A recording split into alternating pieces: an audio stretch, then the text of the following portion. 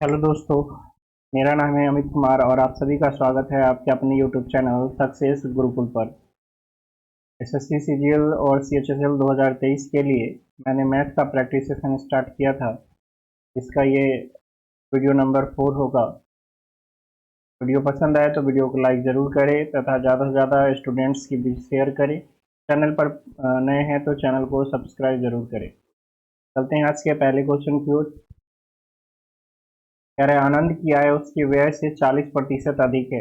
यदि उसकी आय 60% बढ़ जाती है और उसके व्यय में 70% की वृद्धि हो जाती है तो उसके बचत में कितने प्रतिशत की कमी या वृद्धि होगी।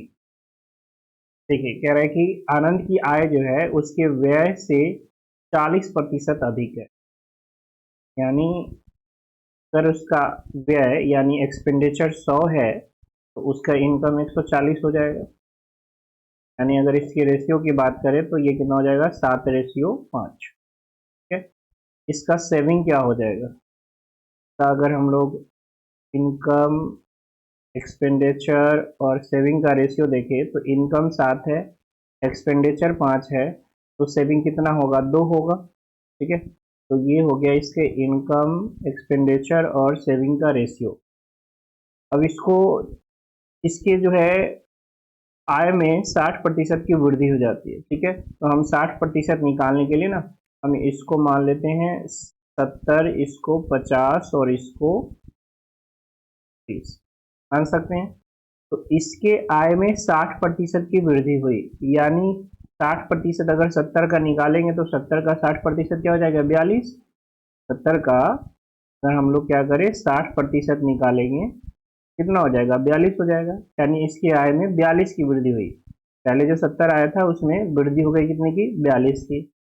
तो इसके व्यय में कर रहा है 70% की वृद्धि हुई, तो 50 का 70%, 5 सत्ते 35, यानी इसके व्यय में जो है 35 की वृद्धि हुई। तो बताइए कि आय में बढ़ोतरी हुई थी 42 की और जो खर्चा है उसमें 35 ही बढ़ा, यानी जो 7 बच गया इसमें से वो 7 किस में बच रहा है, बचत में बच रहा है। तभी तो खर्चा प्लस बचत मिला के ही तो क्या होता है, आय होता है। खर्चा प्लस बचत मिला के क्या होता है, आय। तो अगर आय 42 बढ़ा है और खर्चा 35 बढ़ा है तो मतलब क्या, बचत भी 7 बढ़ेगा, तभी तो ये 42 होगा। तो इसका मतलब जो बचत पहले 20 था अब वो बढ़ के 7 7 बढ़ गया, यानी 27 हो गया। आपसे पूछ रहा है कि कितना प्रतिशत कमी या वृद्धि होगा। तो सबसे पहले बात तो वृद्धि हो गया, बढ़ गया। कितना बढ़ा, 7 बढ़ा। कितना में, 20 में। और परसेंटेज में बदलने के लिए 100%। तो 20 से ये कट जाएगा कितना बार में, 5 बार में। तो इसके बचत में वृद्धि हो गई कितने प्रतिशत की, 35% की वृद्धि हो। ठीक है।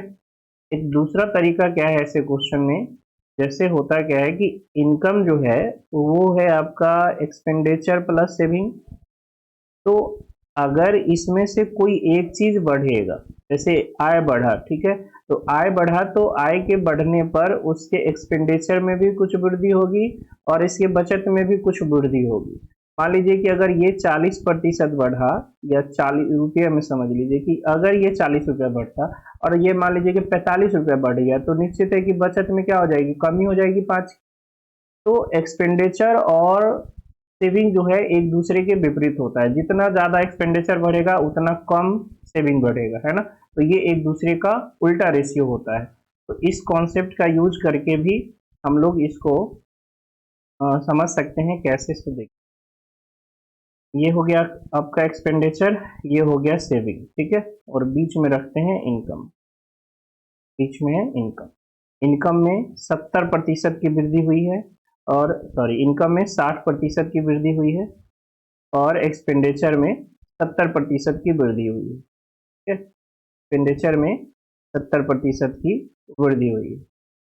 इसका इसका रेशियो क्या था, एक्सपेंडिचर और सेविंग का 5 रेशियो कितना था, 2 है। इसको कर देना है उल्टा, इसको क्या कर देना है, उल्टा। इसको कर देना है 2 और इधर कर देना है 5।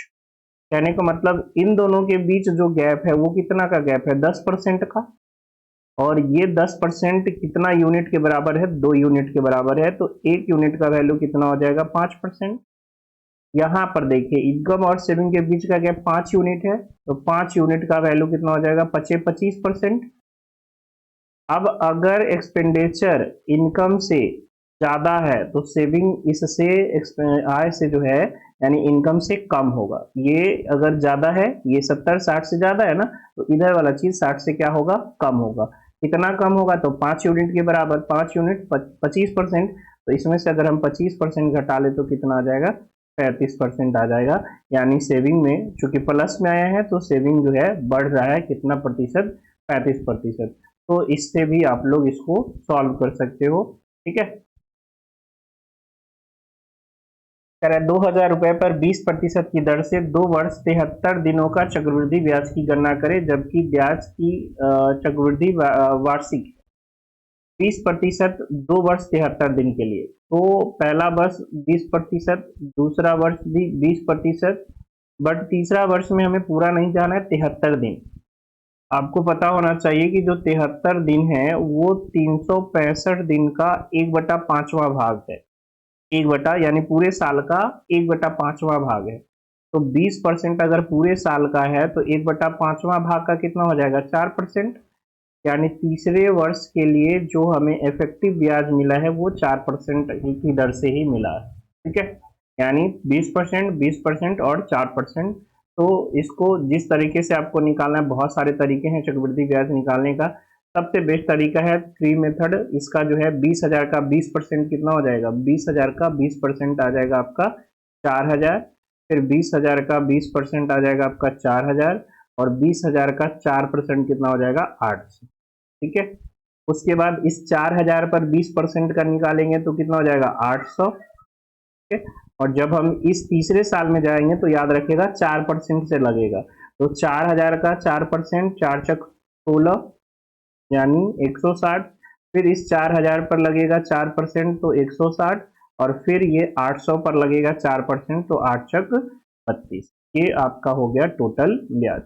तो 4,000, 4,000, 8,000, 8,000 और इधर हो गया 1,600, 9,600, 9,600 प्लस 320 और 32, 352। तो ये आपका आ गया कितना, 9,952 रुपए टोटल उसको ब्याज मिलेगा 2 साल 73 दिन का। Option number. कह रहा है यदि sine A plus cos A equal to 7/5 तो sine cube A plus cos cube A का मान ज्ञात। ठीक है, इसको दो तरीके से आप सॉल्व कर सकते हो। एक आपको डायरेक्ट हिट एंड ट्रायल दिमाग में आना चाहिए। साइन ए प्लस कॉस ए दिया हुआ है 7/5। क्या इस 7/5 को हम 4/5 प्लस 3/5 लिख सकते हैं? 5 5 का एलसीएम 5 हो जाएगा, 4 और 3 7 लिख सकते हैं। अब आपको पता है कि अगर साइन ए 4/5 होगा तो कॉस ए 3/5 होगा, क्योंकि लंब अगर 3 है, कर्ण अगर 4 है, तो सॉरी, लंब अगर 3 है, आधार अगर 4 है, या आधार जो है 3 है और लंब 4 है और कर्ण 5 है, तो ट्रिपलेट बनेगा। तो इस ट्रिपलेट में अगर हम साइन ए 4/5 कहें तो कॉस से क्या हो जाएगा, 3/5, या साइन ए 3/5 कहें तो कॉस से क्या हो जाएगा, 4/5। तो यहाँ से किसी का वैल्यू हम मान लेते हैं कि साइन ए का वैल्यू ही कितना है, 4/5 है, और कॉस ए का वैल्यू कितना है, कॉस ए का वैल्यू 3/5 है। हम दोनों वाइस वर्सा ले सकते हैं, क्योंकि यहाँ पर जो हमें निकालना है वो दोनों का क्यू ही प्लस में निकालना है, तो कोई फर्क नहीं पड़ता है कि हम साइन ए को 4/5 ले या कॉस ए को 4/5 ले। ठीक है, तो इसका क्यू करेंगे तो 64/125, और प्लस में हो जाएगा कितना, 3 का क्यू 27/125, यानी ये हो गया 51 ना, 91, 91/100। अगर इसको सॉल्व करना हो, फार्मूला लगा के इसको सॉल्व करना हो, तो A cube plus B cube का फार्मूला आपको पता होगा। Sine cube plus sine cube A plus cos cube A अगर आपको निकालना है, इसका फार्मूला क्या हो जाएगा, sine A plus cos A into sine A plus cos A का होल स्क्वायर, और माइनस का क्या हो जाएगा, 3a इंटू बी, यानी 3 into sine A into cos ए। ये हमें चाहिए। तो हमें तो साइन ए प्लस कॉस ए पता है, हम साइन ए इंटू कॉस ए निकाल सकते हैं। अगर इसका हमें स्क्वायर कर दें, sign A plus cos A का स्क्वायर कर दें, तो क्या हो जाएगा, sine square A plus cos square A plus 2 sine A into cos A. Sign A into cos A equal to आपके पास आ जाएगा 49/25। तो यहाँ से इसका वैल्यू 1 हो जाएगा, तो 2 sine A into cos A equal to 49/25 और इधर से -1 चला गया, तो कितना हो जाएगा 2 sine A into cos A equal to 24/25। 24/25 यानी यहाँ से हमें मिल जाएगा sine A into cos A का वैल्यू, जो कि कितना आ जाएगा 12/25। 12/25 इस सब वैल्यू को इसमें रख देते हैं। 7/5 इंटू 7 का स्क्वायर 49/25 और -3 इंटू 12/25 यानी 12×3 = 36 इधर कितना आ जाएगा 7/5 इंटू 13/25, ठीक है, यानी 91/125। तो ऐसे भी आप जो है इसको सॉल्व कर सकते हैं फार्मूला की सहायता से, ठीक है। चलते हैं नेक्स्ट क्वेश्चन की ओर। कह रहा है 2 cos Q theta minus cos theta बटा sine theta minus 2 sine Q theta का होल स्क्वायर प्लस 1 का वैल्यू निकालना है। थीटा दे रखा है कि 45 डिग्री के इक्वल नहीं होना चाहिए, है ना। थीटा जो है 45 डिग्री के इक्वल नहीं होना चाहिए, क्योंकि बटा में जो है 0 आ जाएगा तो अनडिफाइन हो जाएगा। तो देखिए थीटा अगर हम जो है 45 नहीं ले सकते, इसके अलावा कुछ और ले सकते हैं, ठीक है, जिस पर ये अनडिफाइन ना हो, तो आप चेक कर सकते हो। 0 डिग्री नहीं ले सकते हो क्योंकि ऑप्शन में कॉसेक है और सेक है। 90 भी नहीं ले सकते हो, तो कोई और दूसरा जो है 30 या 60 लेकर आप चेक कर सकते हो। बाकी ये नॉर्मल तरीके से और ज़्यादा आसान है अगर आपको फार्मूला पता है तो। देखिए ऊपर से कॉस थीटा कॉमन दिख रहा है, तो यहाँ क्या बन जाएगा 2 cos स्क्वायर थीटा -1 और नीचे से देखिए साइन थीटा कॉमन है, तो साइन थीटा अगर कॉमन ले ले तो ये क्या बन जाएगा 1 - 2 साइन स्क्वायर थीटा, और ये सबका क्या है, ये सबका है होल स्क्वायर, ठीक है। तो आप देखोगे ये cos थीटा बटा साइन थीटा, ऊपर जो ये लिखा हुआ है 2 cos स्क्वायर थीटा -1 ये cos 2 थीटा का फार्मूला है, और 1 - साइन स्क्वायर थीटा जो है ये भी किसका फार्मूला है, cos 2 थीटा का फार्मूला है, ठीक है, cos 2 थीटा का ही फार्मूला है। तो cos 2 थीटा से cos 2 theta cancel, cos by sine क्या होता है cot, और cot का स्क्वायर हो गया तो क्या हो जाएगा cot स्क्वायर, और प्लस में 1 भी है ना, प्लस में 1 भी है, तो cot स्क्वायर थीटा प्लस 1 क्या होता है cosec square theta. cot square theta plus 1 या 1 plus cot square theta equal to cosec square theta. Option number कह रहा है 8x square plus 4y square plus 12x minus 8xy plus 9 equal to 0, तो इतना का मान निकालना है। देखिए हम लोग इसको क्या करेंगे, सबको होल स्क्वायर बनाएंगे, क्योंकि आपको पता होना चाहिए कि अगर a माइनस बी का whole square plus c minus D का होल स्क्वायर इक्वल टू 0 है, तो ये तभी हो सकता है जब a minus B equal to 0 हो और c minus D equal to 0 हो, यानी a बराबर b और c बराबर d हो। ये चीज आपको ध्यान रखना है, ठीक है। तो यहाँ पर हम लोग क्या करना है इसका होल स्क्वायर करना है, सबको होल स्क्वायर बनाना है। तो होल स्क्वायर बनाने के लिए देखिए यहाँ पर आपको 8x स्क्वायर दिख रहा है और 4y स्क्वायर दिख रहा है ना? तो अगर हम इसको 4x स्क्वायर और प्लस 4y स्क्वायर लिख ले तो 4 कॉमन आ सकता है, और साथ में क्या चाहिए, साथ में 2xy चाहिए, और डबल उसका 4 गुना कर दे तो 8, और आपको दे रखा है यहाँ पर माइनस का 8xy, तो इसका अलग कर लिए। अब यहाँ पर हमने 4x स्क्वायर लिया है तो 4x स्क्वायर और बच जाएगा क्योंकि 8x स्क्वायर है, और क्या बच गया, और प्लस में 12x बच गया और प्लस में 9 बच गया इक्वल टू 0। तो यहाँ से अगर हम लोग 4 कॉमन ले ले तो ये x square plus y square minus 2xy हो जाएगा, और प्लस में इसको हम लोग क्या लिख सकते हैं 2x का whole square plus 2 into 2x into 3 4 × 12 और प्लस में 3 का स्क्वायर इक्वल टू 0। तो 4 इंटू ये क्या बन गया x माइनस वाई का होल स्क्वायर, और ये बन गया आपका 2x प्लस 3 का होल स्क्वायर इक्वल टू 0। यानी यहाँ से x माइनस वाई को 0 होना पड़ेगा, यानी x बराबर y हो जाएगा, और यहाँ से 2x प्लस 3 को 0 होना पड़ेगा, यानी x का वैल्यू आ जाएगा -3/2। आपको निकालना क्या है, आपको निकालना है 1 माइनस एक्स बाई टू, यानी -3/2 और प्लस का एक्स वाई, तो एक्स वाई, एक्स और वाई दोनों तो बराबर ही है, तो -3/2 इंटू -3/2, तो ये हो गया आपका 1 प्लस 3/4 और ये प्लस का 9/, यानी 4 प्लस 3 प्लस 9/4, 9×3 = 12 और 4 16/4, 16/4 यानी कितना हो गया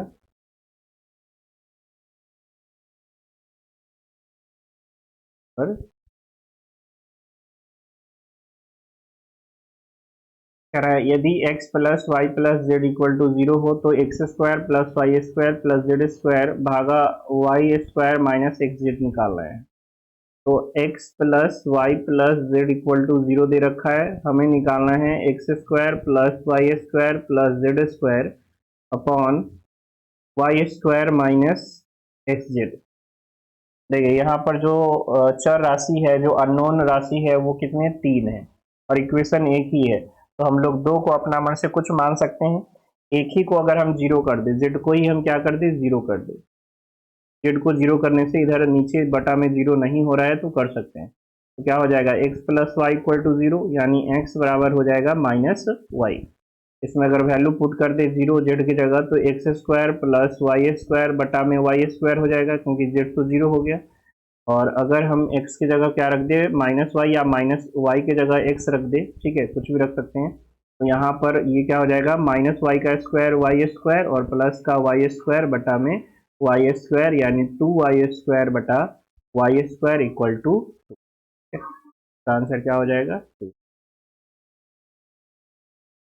कह रहा है एक व्यक्ति ने 3,500 रुपये में 25 वस्तुएं बेची और उसे 10% की हानि हुई, उसे 3,360 रुपये में कितनी वस्तुएं बेचनी चाहिए ताकि 8% का लाभ हो। देखिए 3,500 रुपये में 25 वस्तुएं बेची, वस्तुओं की संख्या बाद में हम लोग देखेंगे, अभी इतना समझते हैं कि 3,500 रुपये में बेचे तो हमें 10% की हानि हुई, यानी ये 90% का वैल्यू है, और कह रहा है कि अगर हमें 8% लाभ पर बेचना हो, मतलब कितना, 8% लाभ का मतलब 108% में बेचना हो, तो इतना 108 में कितना वैल्यू आएगा वो पहले निकाल लेते हैं, और ये जो भी चीज आएगा वो 25 वस्तु पर ही काम चल रहा है ना, तो एक जीरो से एक जीरो ये कैंसिल हो गया, और 9 से कट गया ये 12 12 में, यानी 0 12 पचे 60, 6 12 या 36 और 6 42, यानी ये 4200 रुपये में, अगर ये जो 3500 में बेचे हैं जिस पर 10% की हानि हुई है, अगर वो हम 8% लाभ पर बेचना चाहते तो हमें कितना में बेचना पड़ता, 4200 में, कितने वस्तुओं को, तो ये अभी काम चल रहा है कितना पर, 25 वस्तुओं पर, यानी हम कह सकते हैं कि 8% लाभ कमाने के लिए हमें 25 वस्तुओं को 4200 रुपये में बेचना चाहिए, यानी 4200 रुपये में कितनी वस्तुएं, 25 वस्तुएं, तो एक में कितना, 25/4200, हमें कितना का बेचना है, हमें बेचना है 3,360 का, 3,360 का, यानी 3,360 में कितनी वस्तुएं हैं, तो 25/4200 इंटू 3,360, एक जीरो से एक जीरो ये कैंसिल हो गया, और 7 छक 42, 6 से कट जाएगा, 7 छक 42, 1 6 पचे 30 और 6 8 36, ये 10 से कट जाएगा, 8 सते 56, और ये 2 से कट गया 5 बार में, और ये गया 4 बार में, ठीक है, तो 5 चक 20, यानी 3,360 रुपये में कितनी वस्तुएं बेचनी होंगी, 20 वस्तुएं बेचनी होंगी, तब जाकर जो है हमें कितना का लाभ होगा, 8% का लाभ होगा, ठीक है।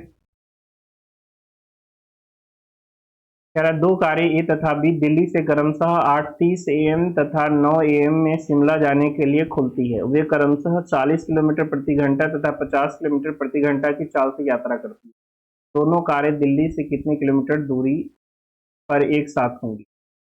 देखिए एक कार ए से चलती है और दूसरा कार जो है बी से चलती है, सॉरी दो कारें ए और बी दोनों दिल्ली से ही चलती है, यानी एक ही पॉइंट से चलती है शिमला के लिए, ये निकलता है 8:30 में, और ये निकलता है 9 AM, ठीक है, 9 AM।